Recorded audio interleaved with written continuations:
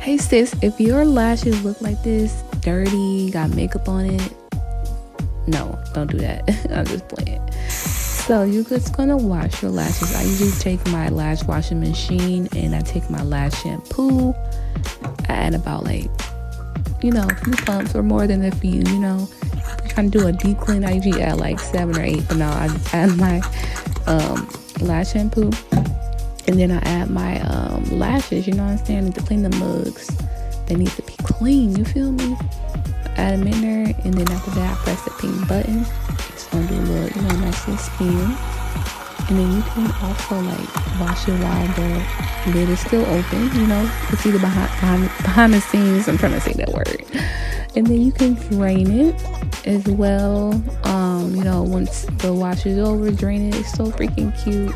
Then I'll take my lash brush and just scrub the excess glue off of the strip.